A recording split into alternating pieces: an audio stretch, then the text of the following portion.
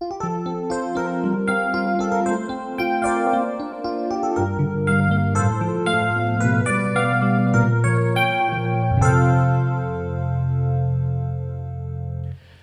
I let you go, I would like to take a few minutes to give you a bit of an outlook of what I believe comes next and the hot topics that will become relevant in the next couple of years in the field of deep learning. Generative adversarial networks are a particularly interesting field, and I believe due to the kind of widespread availability of deepfakes, a topic that is seen present in the news everywhere, and the research to generic adversarial networks still remains very active and very high. So I think this topic is definitely gonna see a lot of research in the next couple of years. Graph neural networks are also a really relevant field and will stay very relevant and under active research, even though it might not be as visible as other fields. But the relevance of this is still very high, because if we are able to solve problems efficiently with graph neural networks, and if tools to do so become more efficient, we will be able to solve problems that so far we've not been able to solve with a machine learning approach. Just think about protein folding and similar things where you have a graph and the problem is inherently structured in a graph-like way. So this definitely will be and remain a very hot topic. Self-supervision and unsupervised domain adaptation are two ideas that are relevant for making use of unlabeled data, because I think we can all agree that data is relevant for machine learning approaches, and having labeled data or getting labeled data is hard, expensive, and sometimes not that easy. Whereas having unlabeled data is something that we typically can solve more easily. Unlabeled data is often available in abundance, but labeling it is just very hard. So if you can come up with a method how you can pre-train or make use of unlabeled data from another domain, that would definitely be something that can help us in the future. Therefore, this topic will definitely see more research in the next couple of years.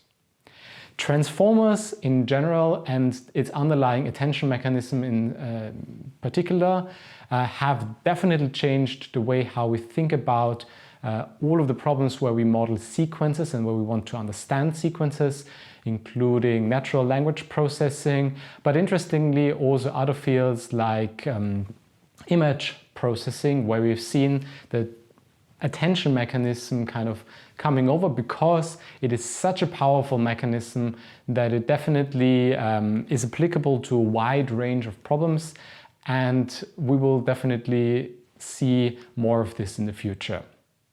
Large language models and prompt engineering are particularly hot right now, in part due to the popularity, obviously, of ChatGPT and the impact that it had on society as a whole, I would almost say, because I think there are not many people who've never heard of it, and there are many fields where it had a significant impact on how we do things. Just think about schools.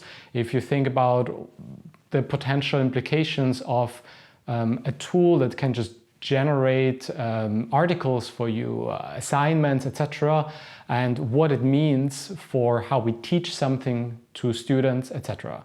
So this is a particularly hot topic, and the implications of it we will probably have to deal with in the next couple of years in one way or another. But I think the trend of building systems that can receive a prompt and do something with that is a hot thing that will definitely become more and more relevant in the next couple of years.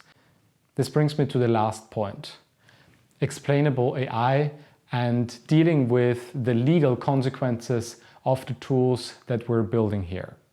The GDPR not only requires us to build some form of explainability for many systems, we also would like to understand ourselves why the network is doing certain things, why it is coming to a certain conclusion.